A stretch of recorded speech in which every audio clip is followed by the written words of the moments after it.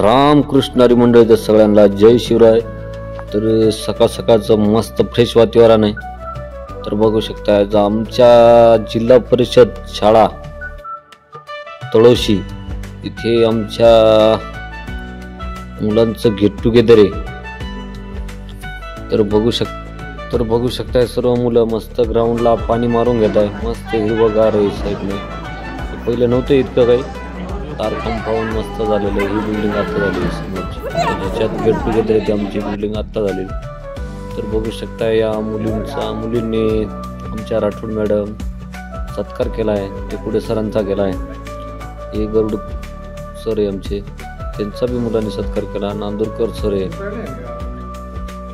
तर सर्व शिक्षकांचा इथे फुल नाही फुलाची पाकळी देऊन, श्रीफळ देऊन आणि भेटवस्तू देऊन सत्कार केला। ह्या बी मॅडम गावातल्या त्यांचा बी केलाय। तर मस्त प्रकारे कार्यक्रम चालू आहे आपला। आणि एक शाळेला आम्ही शिवाजी महाराजांची प्रतिमा देऊन बघू शकता सरांनी बी मुलींसाठी स्टॉल आणलेले होते।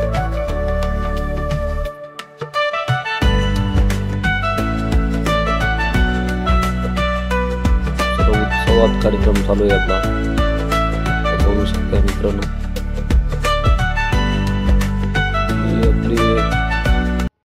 राजे छत्रपती शिवाजी महाराज, आरक्षणाचे जनक राजश्री शाहू महाराज, विद्येचं आराध्य दैवत महात्मा ज्योतिबा फुले, माता सावित्रीबाई फुले आणि भारतीय घटनेचे शिल्पकार परमपूज्य डॉक्टर बाबासाहेब आंबेडकर, प्रथम या महामानवांना आपण वंदन करून केलेलं आहे आणि आता मी पण करतोय। मित्रो, आजचा हा दिवस आणि आजचा हा आनंद गगनात मावेणा असा झालेला आहे। स्वप्नातही वाटलं नव्हतं परवापर्यंत का माझे विद्यार्थी असं काही घडून आणतील आणि भेट होईल। हे तुमचं आणि माझं पुण्यकर्म मी समजतो आणि तुम्ही सगळ्यांनी फार मेहनत घेऊन हा कार्यक्रम या ठिकाणी लावला आणि आपली एकमेकांची भेट झाली। सांगता येत नाही आपली भेट झाली असती का नाही, पण तुम्ही घडून आणली। हे तुमची ताकद आणि आमचं काही पुण्यकर्म इथे आम्ही सोडलेलं होतं, ते पुण्यकर्म तुम्ही जागृत केलं आणि या ठिकाणी आम्ही इथे आलो आणि आपली भेट झाली। बघा मित्रो, कबीर म्हणतात साधू ऐसा चाहिए जैसा सूप सुबाई, साधू ऐसा चाहिए जैसा सूप सुपाई, सार सार को गही रही तोथा देई उडाई। साध आहे, आमच्या मुलींना माहित आहे। सूप माहित आहे ना? सूप काय काम करतं? चांगले दाणे आत घेतं आणि जो पाला पाचोळा बनग्या म्हणतो आपण त्यांना, त्या बाहेर फेकल्या जातात। तसं हे गुरूंचं कार्य आहे आणि ती आठवण तुम्ही ठेवताय।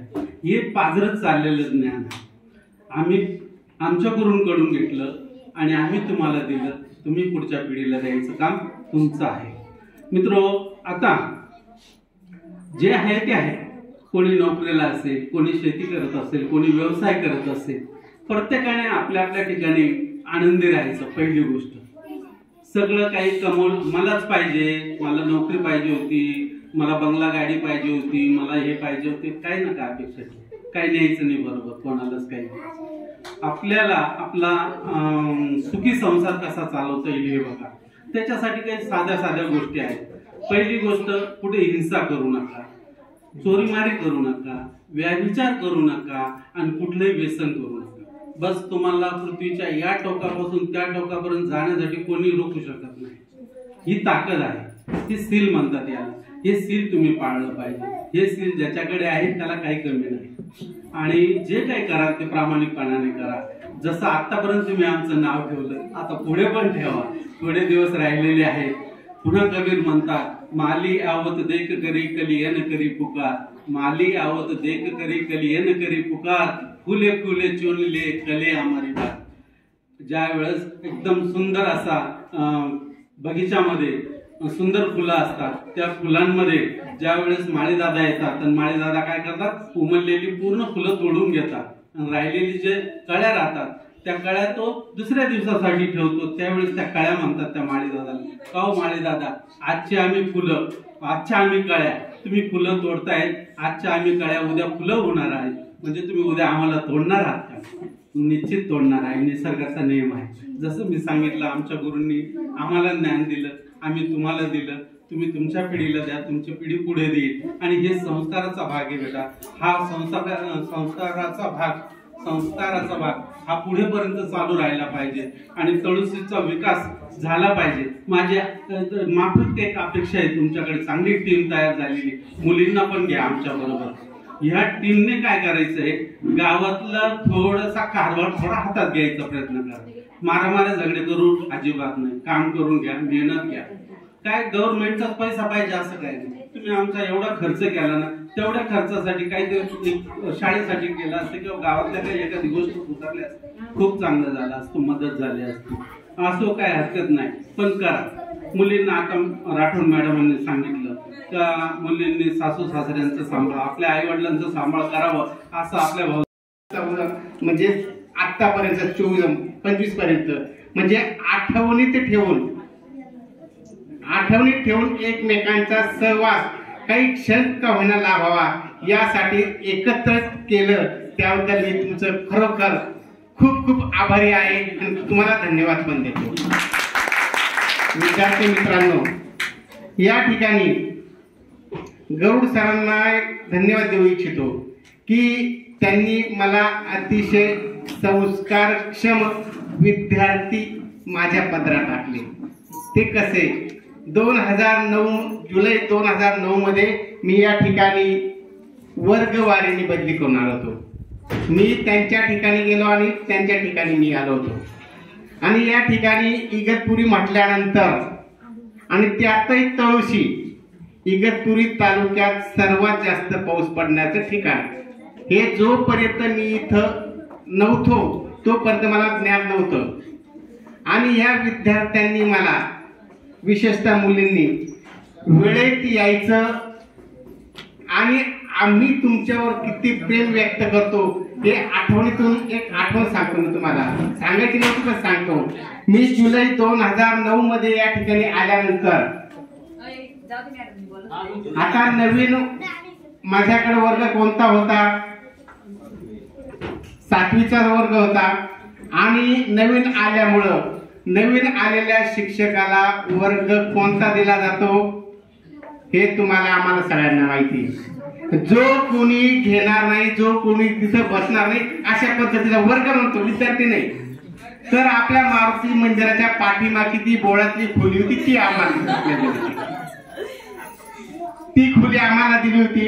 आणि त्या खोलीमध्ये आपलं अध्यापनाचं काम चालू असताना नवीनच, तर मी या ठिकाणी स्वतःला शिस्त तुमच्यापासून लागली.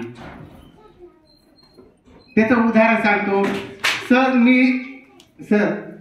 लघवीला मी कुठं पाण्याच्या टाकीच्या पलीकडे गेलो होतो आणि तिकडे गेल्यानंतर इकडचा पावसाचा अंदाज मला माहित नव्हता. सहज खाली गेलो मी फिरत, तर पाऊस ढग दाटून आले. आता पाऊस येणार आणि आपले शिक्षक गुरुजी भिजणार. तर त्यासाठी सारिका, शोभा, शिवाजी गुंजा, जयश्री या 3 मुली त्या पाण्याच्या टाकीजवळ छत्री घेऊन उभ्या होत्या. तो प्रसंग मी कधीच विसरलो नाही.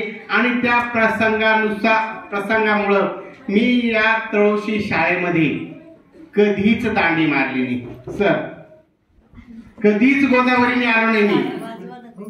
आणि हे कोणाकडून शिकलो, हे तुमच्याकडून. हे मुलं जर आपल्यावर इतकं भरभरून प्रेम करतात आणि दांडी न मारण्याचं दुसरं एक कारण मुलींनी सांगितलं मला, सर तुम्ही जर नसेल तर या ठिकाणी मला एक विद्यार्थी दिसत नाही, तो विद्यार्थी नाहीच येतो इथं. आम्हाला विनाकारण मी डायरेक्ट बोलत असतो, त्रास द्यायचा म्हणतो दिलीप. आणि त्या दिलीप शेळकेमुळं मी माझ्या मुलांना कधीच वाऱ्यावर सोडलं नाही. जरी माझ्याकडं दुसरा चार्ज होता, इगतपुरीला घुटेला जायचं असेल 3 वाजले तरी मी सुद्धा पुन्हा या ठिकाणी यायचो. म्हणजे हे कशामुळं, हे केवळ आणि केवळ तुमच्या प्रेमापोटी. आणि विद्यार्थी मित्रांनो, कधी पण तुम्ही दुसऱ्याचं चांगलं जर केलं तर भगवंत तुमचं नेहमीच चांगलं करतो. तुम्ही दुसऱ्यासाठी जर खड्डा खोदला तर त्या खड्ड्यामध्ये समोसा जाण्याच्या अगोदर आपण जात असतो. साधं सोपं, खूप मोठं लॉजिक सांगायची काही गरज नाही, तत्वज्ञान सांगायची गरज नाही.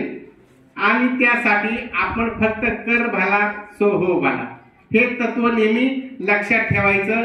आणि सगळ्यात महत्वाचं म्हणजे कधीही कुणाचं अनैतिक मार्गाने मिळेल अशी अपेक्षा ठेवायची नाही. आज पहा, विशेष म्हणजे मला एक सांगावंसं वाटतं की योग असतो माणसाचा, योग कधी घडून येईल ते तुम्हाला आणि मलाही सांगता येत नाही. माझ्या स्वप्नातही नव्हतं. आज 1 फेब्रुवारी 2005 याच रोजी मी जिल्हा परिषद प्राथमिक शाळा तळोशी येथे रुजू झाले होते. आज रोजी मला 20 वर्ष पूर्ण झालेले आहेत सेवेत. आणि माझं नशीब म्हणा, योग म्हणा, तुम्हाला म्हटलं मी योग कधी जुळेल सांगता येत नाही. मला 20 वर्ष सेवा पूर्ण झाली आणि पुन्हा तो योग आला की त्याच दिवशी आणि त्या शाळेत मला पुन्हा येण्याचा योग लाभला. हे माझं नशीब म्हणा, माझं भाग्य म्हणा. आपण सर्व माझे विद्यार्थी आहात. मला खूप आनंद वाटला की जेव्हा मला सुनीताचा फोन आला, मॅडम असा ठेवलेला कार्यक्रम. अरे वा म्हटलं, मला एक क्षणभर थोडंसं वाटलं की मला नोकरी लागून 20 वर्ष झाले आणि अजूनही माझ्या विद्यार्थ्यांचा अजूनही मेळावा झालेला नाही बरं का. माझा स्वतःचा एकदा फक्त डीएडचा झालेला आहे, नंतर अजून झालेलं नाही. पण तुम्ही जी कल्पना केली ती कल्पना छान झाली. आणि विशेष म्हणजे पहा, माणूस कितीही मोठा होऊ, कितीही प्रगती करो, जेव्हा तो आपल्या ज्या प्रगती करतो तेव्हा मागची जेव्हा आठवण ठेवतो ना, तेव्हा तो कितीही उंच शिखरावर जाऊ तो यशस्वीच होतो. ही माणसाच्या आयुष्यातली एक कल्पना असते की बा माणूस किती श्रीमंत झाला, किती पैसा कमवला, पण जेव्हा त्याला मागच्या परिस्थितीची आठवण येत राहते ना, तेव्हा तो आपल्या आयुष्यात यशस्वी होत राहतो. मला माझे विद्यार्थी आठवले की मी गरुड सरांना आठवत असेल, मी माझा मुलगा, छोटा मुलगा घेऊन या शाळेत हजर झाले होते. 4 महिन्याचा मुलगा होता आणि माझ्याकडे तुमची 2 वर्ग आले होते, पहिली, दुसरी आणि तिसरी. तुम्ही दुसरीला होते आणि तिसरीचा वर्ग होता स्वर्णसंध्यांचा. तो वर्ग आपल्या गावात बसायचा, 2च शाळा, 2च खोल्या होत्या. पण तुम्ही त्या परिस्थितीत पण छान अभ्यास केला, छान शिकलात. मोबाईल नव्हता, दिलेला अभ्यास चांगला व्यवस्थित पूर्ण करायचे. याच्यातून मग माझ्याकडे विशेष लक्षात राहणारे श्याम आमचा आहे तो, नंतर अर्जुन. जेव्हा वाचन लेखन प्रकल्प आला सर, तेव्हा वसंत रुकींचा प्रकल्प आला. आता मुलं शोधायचे नवीन, थोडेफार कमी जास्त अभ्यासात राहणाऱ्या मुलांमध्ये सापडलेले राहायचे.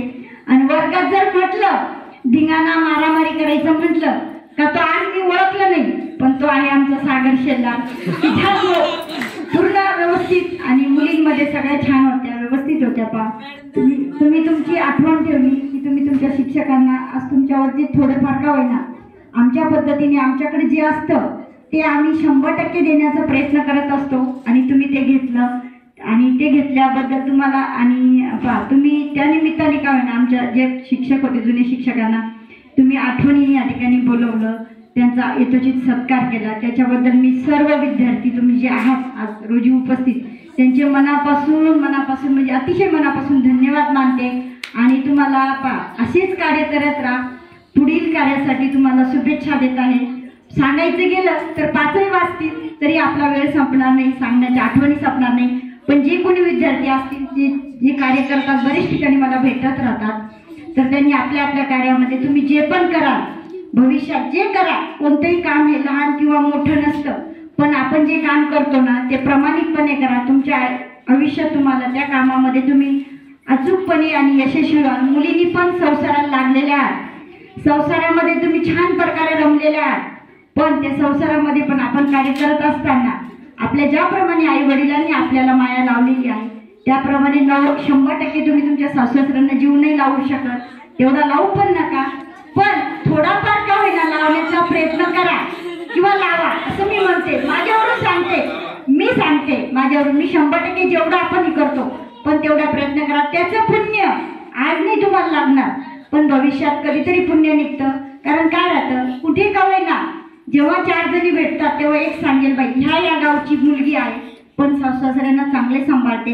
हे तुमच्या वर केलेल्या संस्काराचं आणि तुम्हाला भेटलेलं जी शिदोरी असतं त्याचं तुमचं नाही नाव निघालं तरी चालेल, पण तुमच्या आईवडिलांचं नाव माझे दिवस आठवले तर 4थीपर्यंत शाळा होती माझ्या वेळेस आणि नक्कीच तेव्हाच नुकताच 5वीचा वर्ग सुरू झाला आणि मला राजूरला शाळेत टाकलं. तिकडून मी 4 दिवसात पळून आलो आणि घरच्यांनी शिक्षा म्हणून आता म्हणे तू इथं थांबायचंच नाही 5वीला, डायरेक्ट जनता विद्यालय घोटे आणि इथून जायचं यायचं. सरांनी सांगितलं त्यांचे प्रसंग, पाण्याला म्हणजे नाल्याला किती पूर यायचा आणि कसं जायचं.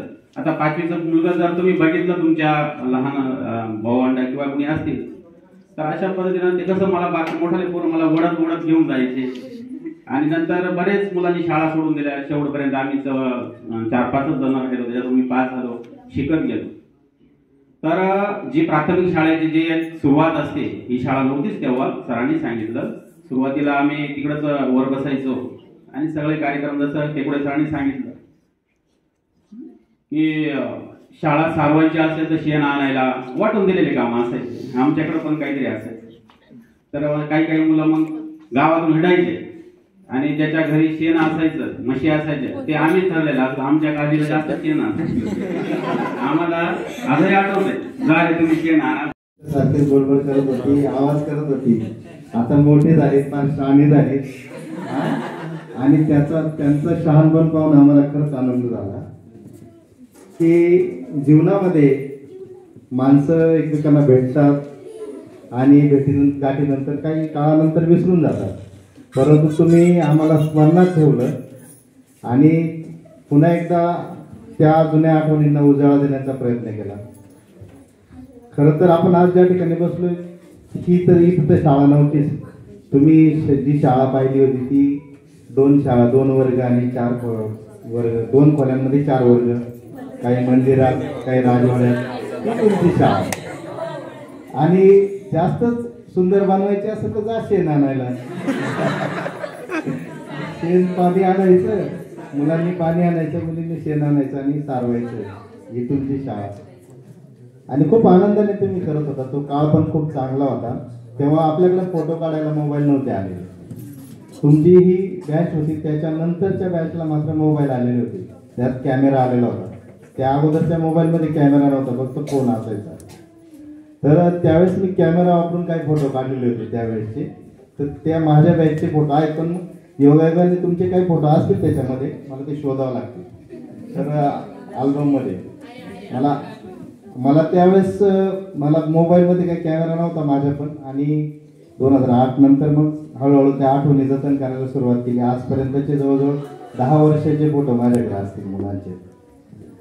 तर मला आठवणी ठेवायला आवडतात आणि तुम्ही त्या आठवणींना पुन्हा उजाळा दिला, ही फार आनंदाची गोष्ट आहे.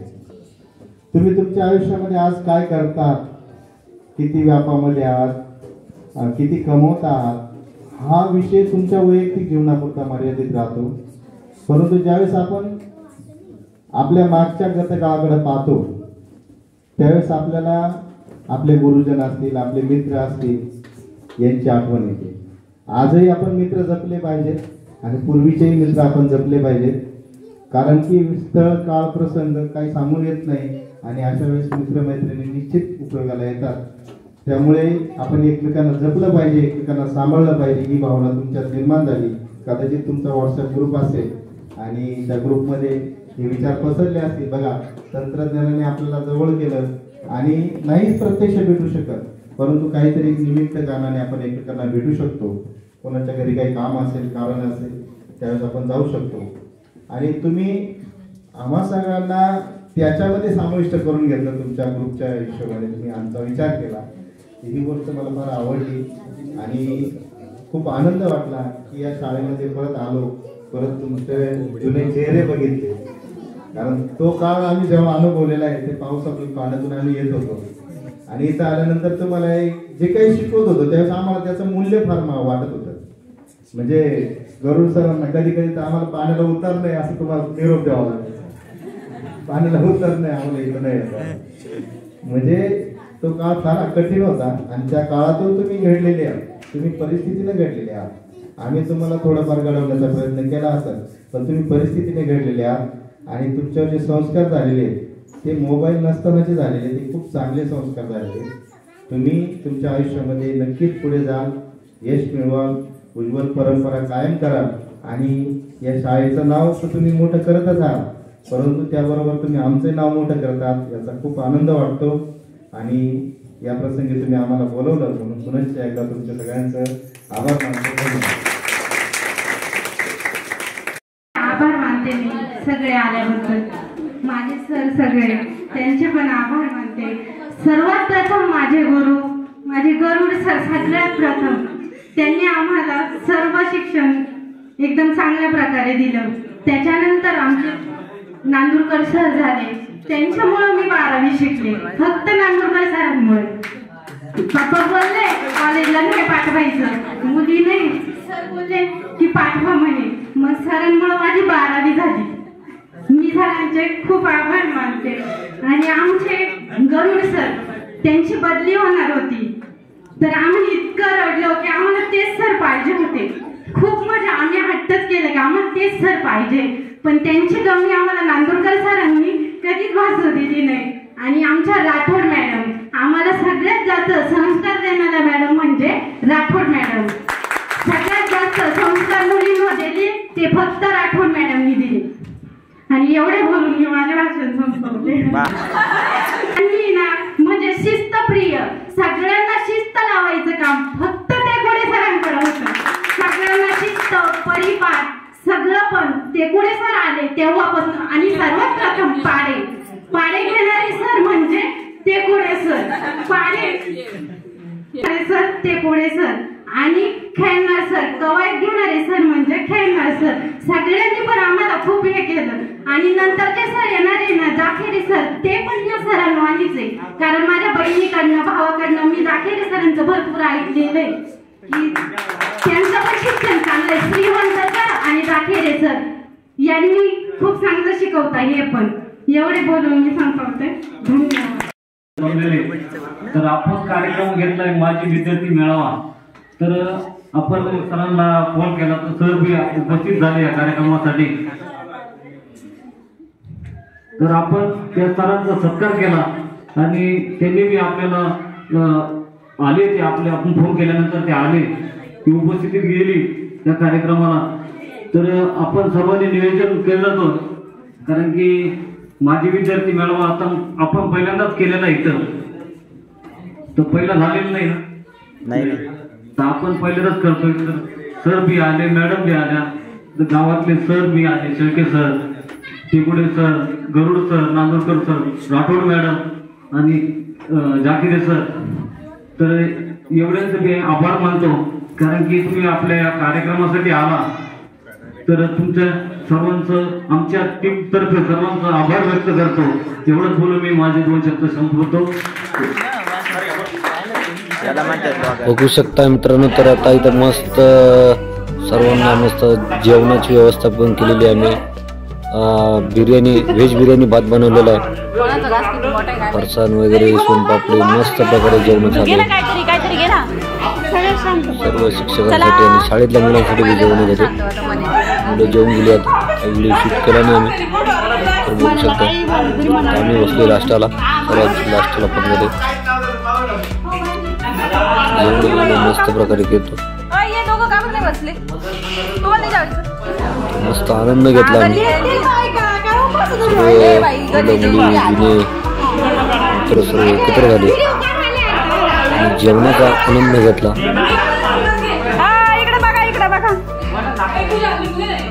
व्हिडिओ काढते तुमचा, तुम्ही आमचा काढला. एवढी त्याच्यात काही अभ्यास चालूच नाही. जेवण करून निघून गेले. आता मस्त बिर्याणी, व्हेज बिर्याणी भात बनवलेला होता. 1 नंबर नियोजन होतं. सर्व मुलांनी मिळून नियोजन करण्यात आलेलं होतं. असंच आपण नेक्स्ट टाइम पण करू, की आता आपल्याकडे वेळ कमी होता आणि कमी वेळात वेळ काढून आपण हा आनंद घेतलाय. आणि बघू शकता एकदम मस्त प्रकारे आनंद घेत आहे. मुली डान्स करताय, मस्त गाणी लावलेले. शाळेचं पटांगण आहे.